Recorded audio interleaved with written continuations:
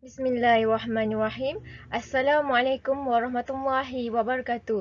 Nama saya Nur Aliyah Adriana binti Abdul Rahman bersama-sama dengan ahli kumpulan saya iaitu Tuan Akmal Iqbal bin Tuan Kop dan juga Nur Amisha binti Zainuddin akan membentangkan tugasan 3 iaitu analisis wacana teks rencana akademik yang berkait dengan aspek keutuhan wacana. Sebelum kita pergi ke arah soalan perbincangan mengenai teks rencana keutuhan wacana, mari kita kenali apa itu keutuhan wacana. Okey, suatu teks atau petikan hanyalah dianggap sebagai sebuah wacana yang mempunyai ciri-ciri yang utuh. Tanpa keutuhan wacana, sesebuah petikan ataupun teks hanyalah sekumpulan ayat yang tidak bermakna. Sesebuah wacana ataupun sebuah wacana yang utuh sebenarnya mempunyai unsur-unsur yang sangat penting untuk membentuk satu penulisan yang lebih ilmiah ataupun yang lebih menarik.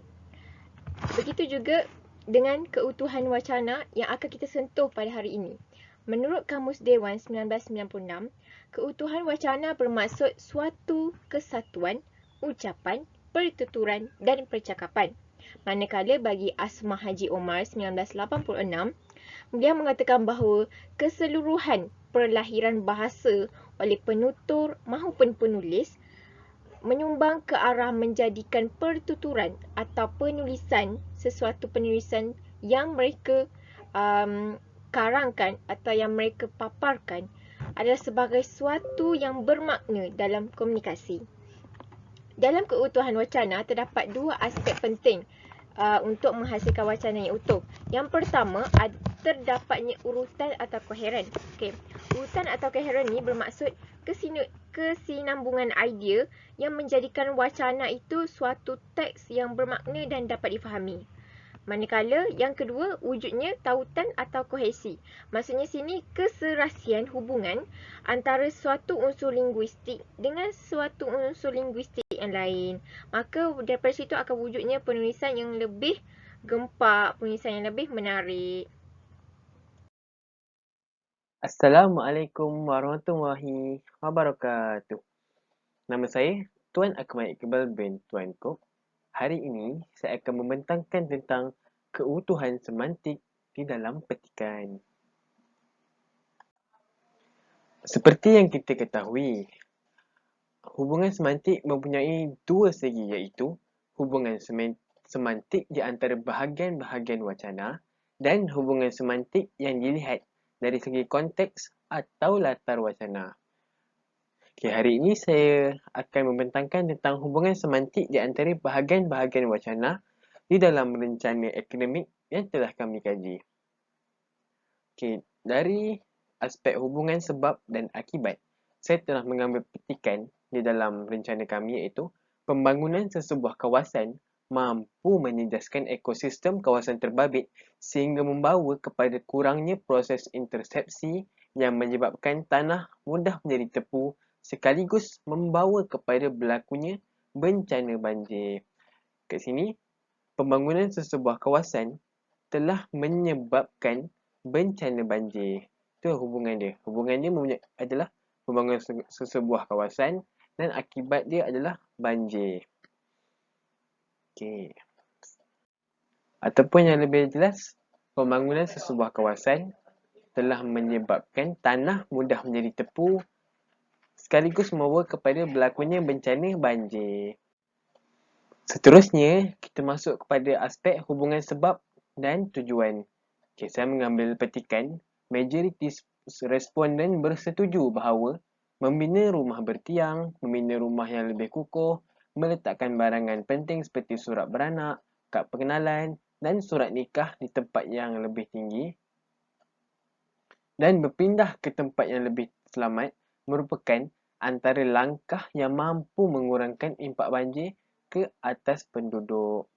Ya, dekat sini sebab hubungan sebab dia adalah membina rumah yang lebih kukuh, meletakkan barangan penting seperti surat beranak, kad pengenalan dan surat nikah di tempat yang lebih tinggi dan bergerak ke tempat yang lebih tinggi, dan tujuan dia adalah untuk mengurangkan impak banjir.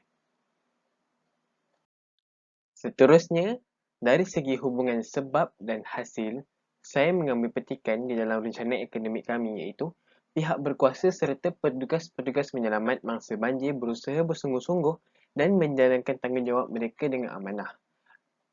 Responden berpuas hati dengan tahap kebersihan kawasan penyediaan makanan, minuman dan kebersihan pusat pemindahan dari segi pengurusan sampah sarap, sisa makanan dan sisa-sisa cair penyediaan makanan, pemantauan pihak berkuasa ke atas keselamatan kawasan pusat pemindahan banjir dan layanan yang diberikan oleh petugas pusat pemindahan.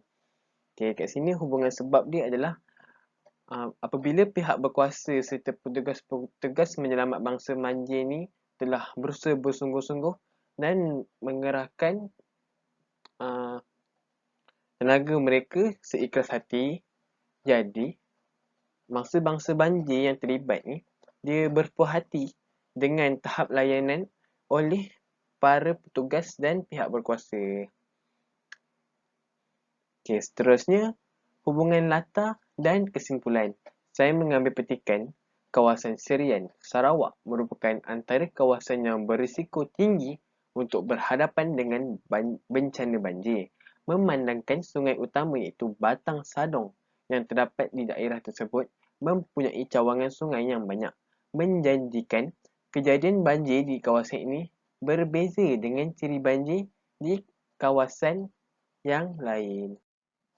Kat sini latar dia adalah kawasan Serian, Sarawak. Okay, ini latar dia. Tetapi kesimpulan dia, kawasan Serian, Sarawak ni berisiko tinggi untuk berhadapan dengan bencana banjir disebabkan terdapat sungai utama iaitu Batang Sadong dan mempunyai sungai-sungai yang lain yang menyebabkan kawasan ini amat mudah terdedah dengan banjir. Akibat air dari sungai itu naik apabila hujan dan melimpah keluar sehingga menyebabkan kawasan Serian ni banjir. Seterusnya, dari aspek hubungan memperkuatkan isi, saya mengambil petikan di dalam rencana yang sama, hujan dilihat sebagai faktor semula jadi yang paling dominan berlakunya bencana banjir. Antara sifat yang dilihat dalam faktor hujan ialah kelebatan, berterusan, tempoh yang lama, berlaku secara menyeluruh, kekerapan dan jumlah hujan tersebut. Dalam hal ini, hujan ni dilihat sebagai faktor semula jadi yang paling dominan berlakunya banjir disebabkan akibat daripada hujan ni turun secara lebat, turun secara berterusan dan dalam tempoh yang lama. Hal ini telah memperkuatkan lagi isi bahawa hujan ni punca banjir ni berlaku. Mari kita kenali jenis-jenis keutuhan wacana. Okey, kita akan pergi kepada keutuhan fonologi. Keutuhan fonologi merupakan suatu wacana yang dapat dilihat dari segi hentian suara, nada suara dan intonasi suara. Hal ini secara tidak langsung menimbulkan hubungan semantik yang berbeza-beza di antara bahagian-bahagian wacana. Intonasi sangat penting sebagai penanda dan pemisah frasa dan pembeza struktur. Contoh yang kita dapat lihat adalah hubungan di antara ayat penyata. Hubungan di antara ayat penyata dan juga ayat persoalan. Contohnya macam perkataan dia sudah pergi. Saya akan buat intonasi di antara ayat persoalan dan juga ayat penyata. Okey, untuk ayat penyata, dia sudah pergi.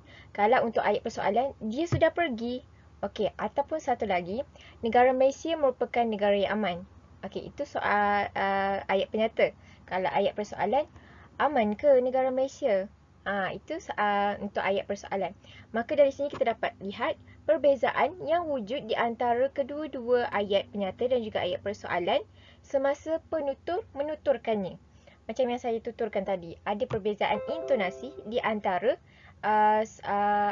ayat penyata dan juga ayat persoalan. Okey. Unsur-unsur paralinguistik juga membantu pemahaman tentang sesuatu wacana dalam wacana tulisan. Unsur-unsur paralinguistik ini ialah alat-alat yang digunakan untuk memperjelaskan persembahan wacana. Okey, contoh alat-alat yang digunakan untuk memperjelaskan persembahan wacana ni, contohnya macam tanda noktah, koma, tanda soal, titik bertindih dan sebagainya.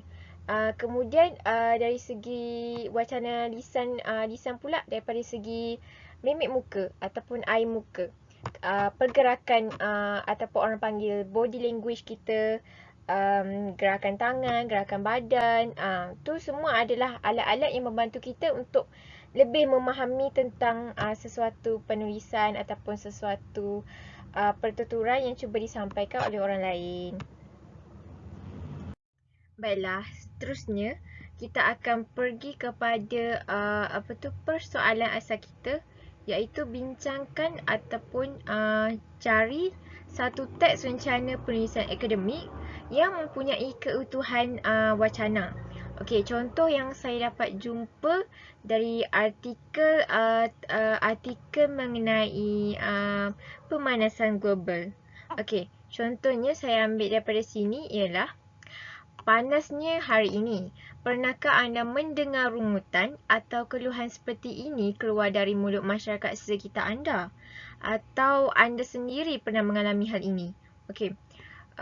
Itu saya baca bagi ayat, ada percampuran di antara ayat penyata dan juga ayat persoalan. Okey. Contohnya anda sendiri pernah mengalami hal ini ni, mungkin ada setengah mereka bacanya secara penyata. Tapi ada setengah mereka pula baca secara persoalan. Okey, contoh yang saya akan baca dalam persoalan. Panasnya hari ini. Pernahkah anda mendengar rungutan atau keluhan seperti ini keluar dari mulut masyarakat sekitar anda? Atau anda sendiri pernah mengalami hal ini? Macam tu. Maksudnya sini, keutuhan fonologi ni, dia adalah bergantung pada intonasi seorang penutur tu. Intonasi orang yang ingin menyampaikan sesuatu tu. Jadi apa yang kita sampaikan tu, orang yang pendengar tu pun akan taksir macam mana yang mereka dengar. Macam tu. Seterusnya, kita pergi kepada artikel kedua. Artikel sama juga tentang pemanasan global. Okey, saya ambil petikan daripada ayat artikel mengenai pelepasan asap daripada kenderaan bermotor secara tidak langsung telah meningkatkan pembebasan gas karbon dioksida dan nitrous oksida ke atmosfera. Okey, itu ayat penyata. Kalau untuk ayat persoalan, kita boleh tukar kepada contohlah macam adakah pelepasan asap daripada kenderaan bermotor secara tidak langsung telah meningkatkan pembebasan gas karbon dioksida dan nitrous oksida ke atmosfera? Macam tu. Jadi, macam yang saya cakap tadi, keutuhan fonologi ni sangat mudah untuk difahami. Sebab dalam banyak dalam penulisan akademik macam esei ke, kertas kerja ke, memang terlalu banyak mengenai fonologi ni. Okey. Dan yang terakhir, kenaikan paras air laut mula dikesan di Arktik dan Antartika disebabkan oleh pencairan ketulan-ketulan ais. Keadaan ini menyebabkan berlakunya kejadian banjir di beberapa kawasan persisiran pantai. Okey, untuk ayat penyata.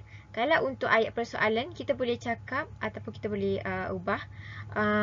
Adakah kenaikan paras air laut yang disebabkan oleh pencairan ketulan-ketulan ais telah menyebabkan berlakunya kejadian banjir di beberapa kawasan pesisiran pantai? Okey, itu adalah untuk keutuhan fonologi. Seterusnya, kita masuk kepada keutuhan leksikal di dalam petikan. Okey. Keutuhan leksikal ni adalah berdasarkan pemilihan dan penggunaan perkataan yang sesuai dengan makna yang ingin disampaikan. Okey, dari aspek antonim, iaitu kata berlawanan. Saya mengambil petikan dalam artikel rencana akademik kami, iaitu bagi kawasan Serian dan Keduk pula. Kawasan ini telah dipilih bagi mewakili kawasan tanah rendah serta berdekatan dengan kawasan sungai dan bandar. Kawasan terakhir, iaitu kawasan Mambung dan Tarat merupakan kawasan yang terletak di atas kawasan tanah tinggi. Okay, dari segi aspek antonim ni, saya menekankan bahawa di dalam petikan ini tanah rendah dan tanah tinggi. Okay, itu dari aspek antonim. Seterusnya dari aspek pengulangan, saya mengambil petikan majoriti penduduk mempunyai pengetahuan terhadap risiko, bahaya dan bencana banjir. Pengetahuan mereka ini adalah berdasarkan pengalaman mereka sendiri dalam menghadapi bencana banjir di kawasan kediaman masing-masing. Okay, dalam petikan ini, penulis menggunakan perkataan yang sama iaitu pengetahuan dalam penulisan beliau, kerana dia mahu menerangkan bahawa penduduk ni mempunyai pengetahuan terhadap risiko bahaya dan bencana banjir, dan pengetahuan mereka ni dapat daripada pengalaman mereka tersendiri. Okey, dari segi kolokasi. Kolokasi ni merupakan dua perkataan atau lebih yang masing-masing merupakan perkataan tersendiri, tetapi kebiasaannya dikaitkan antara satu sama lain. Okey, contohnya kolokasi dalam rencana akademik kami ialah selain daripada peningkatan suhu di sekitar kita, anda tentu juga menyedari berlakunya bencana alam dan fenomena-fenomena alam yang semakin tidak mampu diselesaikan sejak kebelakangan ini, mulai dari banjir, puting beliung, semburan gas serta hujan yang tidak menentu dari tahun ke tahun. Di sini, penulis telah menekankan bahawa fenomena-fenomena alam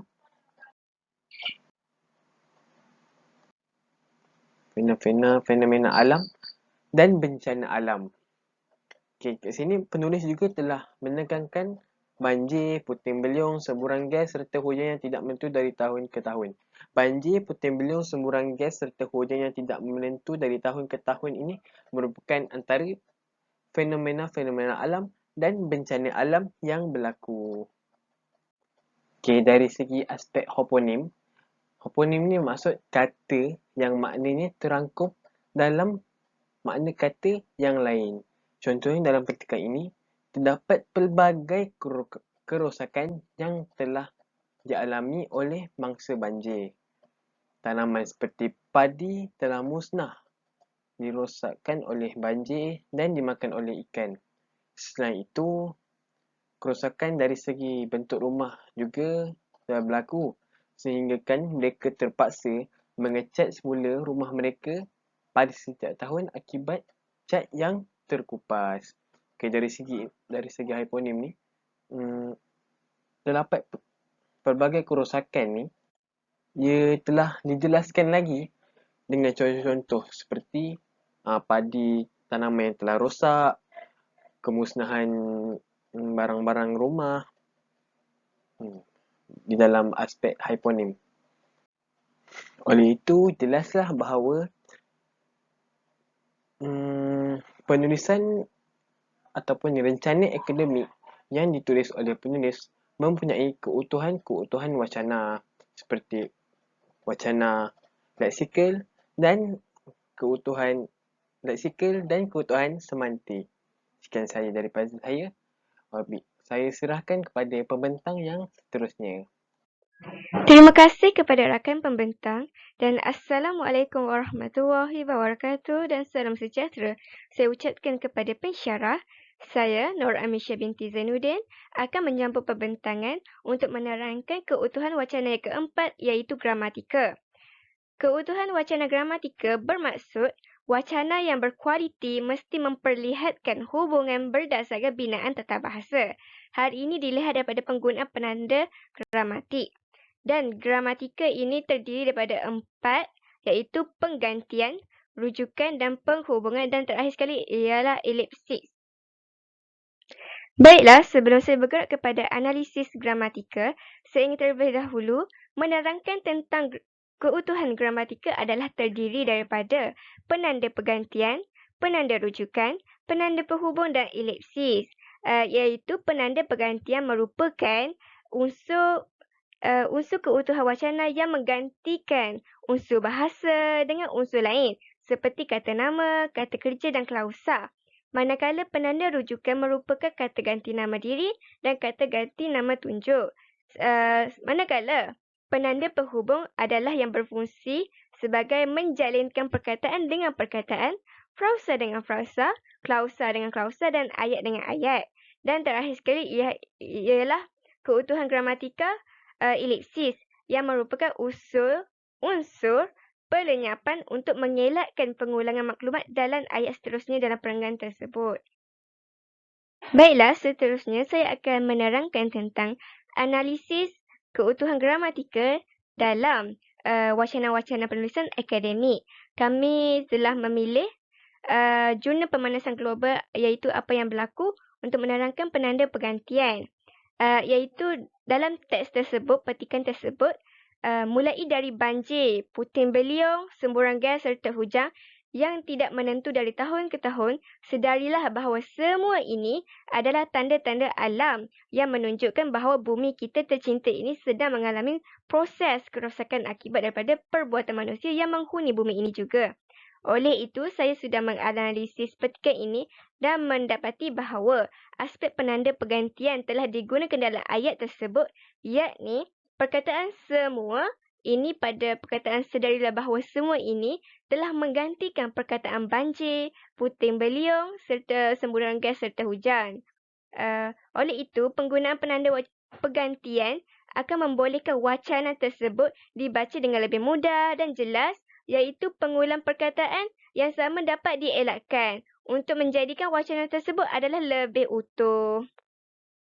Seterusnya, setelah melakukan analisis penanda rujukan daripada jurnal bencana banjir dan tahap pengetahuan penduduk terhadap pengurusan banjir di Serian Sarawak, iaitu petikan Baharudin serta Ching turut menyatakan bahawa banjir merupakan aliran air yang agak tinggi yang melebihi tebing semula jadi atau buatan manusia di bahagian sungai atau anak sungai. Oleh itu, menurut mereka lagi, banjir adalah limpahan air yang berlaku di kawasan sekitar yang luas yang dalam keadaan biasanya tidak digenangi oleh air. Oleh itu, aspek penanda rujukan telah digunakan dalam artikel tersebut untuk merujuk individu pada ayat yang sebelumnya, iaitu penanda rujukan kata ganti nama diri, iaitu mereka digunakan untuk merujuk dua individu pada ayat sebelumnya, iaitu mereka menggantikan Baharudin dan Ching. Oleh itu, artikel tersebut menggunakan unsur penanda rujukan yang menyebabkan wacana akan lebih rapi dan utuh untuk dibaca oleh pembaca. Seterusnya, penanda penghubung. Saya sudah menganalisis penanda penghubung daripada jurnal bencana banjir dan tahap pengetahuan penduduk terhadap pengurusan banjir di Serian Sarawak. Oleh itu, berdasarkan petikan, kawasan Serian Sarawak merupakan antara kawasan yang berisiko tinggi untuk berhadapan dengan bencana banjir. Namun begitu, semenjak beberapa dekad ini, kawasan ini berhadapan dengan kekerapan banjir yang semakin ekstrim sehingga membawa kepada kerosakan yang besar dan lebih buruk lagi kehilangan nyawa penduduk. Oleh itu, berdasarkan petikan ini, penanda penghubung namun begitu telah digunakan dalam ayat tersebut untuk berfungsi sebagai penghuraian antara ayat sebelum dan selepas. Dan seterusnya, petikan yang di bawah menunjukkan oleh itu tahap kesiapsiagaan penduduk dari masa ke semasa adalah penting bagi memastikan tahap risiko dan impak bencana banjir dapat dikurangkan. Penanda penghubung dan digunakan yang berfungsi sebagai pengembangan idea untuk menghubungkan frasa tahap risiko dengan impak bencana banjir dalam petikan tersebut untuk memudahkan lagi pembaca membaca wacana tersebut. Manakala keutuhan gramatika yang keempat iaitu elipsis yang berfungsi sebagai pelenyapan telah digunakan dalam petikan yang sudah saya ambil daripada Jurnal Bencana Banjir dan Tahap Pengetahuan Penduduk terhadap Pengurusan Banjir di Siang Sarawak, iaitu petikan tersebut menyatakan bencana banjir merupakan antara bencana yang semakin dominan di Malaysia. Pada ayat yang seterusnya, bencana ini bergantung kepada beberapa mekanisme pencetus dalam kurungan trigger mechanism yang terbahagi kepada semula jadi dan buatan manusia. Oleh itu, penanda gramatikal elipsis yang berfungsi sebagai pelenyapan telah digunakan dalam penulisan wacana tersebut, iaitu bencana banjir telah ditulis sebagai bencana ini pada ayat yang seterusnya. Oleh itu, perkataan yang sering diulang pada perenggan lain tidak diulang pada perenggan tersebut menunjukkan itu adalah penggunaan keutuhan wacana gramatikal elipsis yang menyebabkan wacana tersebut adalah lebih utuh dibaca. Kini sudah tiba di penghujung pembentangan.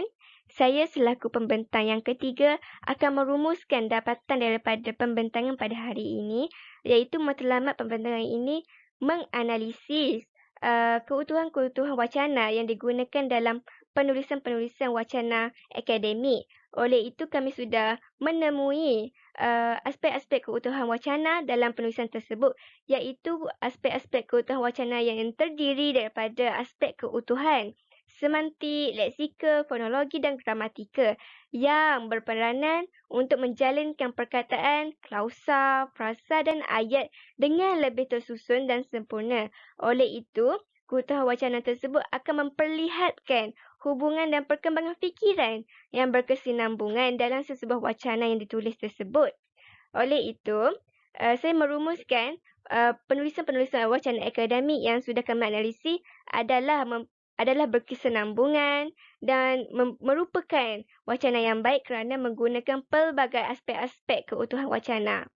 Oleh itu, saya menyeru dan saya menyatakan cadangan kepada semua penulis, semua pelajar untuk menulis penulisan akademik maupun bukan akademik sewajarnya menggunakan keutuhan wacana seperti semantik, leksikal, fonologi dan gramatikal dalam penulisan kita kerana kesatuan fikiran yang utuh dalam sesebuah penulisan wacana adalah menunjukkan ianya sebuah wacana yang baik. Oleh itu, jika kita mahukan wacana kita diklasifikasikan sebagai wacana yang baik, kita perlulah menggunakan keutuhan wacana dari aspek semantik, leksikal, fonologi dan gramatikal dalam setiap penulisan wacana kita. Oleh itu, sekian sahaja pembentangan analisis wacana daripada kumpulan kami. Saya mengucapkan terima kasih kepada pensyarah yang meluangkan masa untuk menonton video pembentangan kami.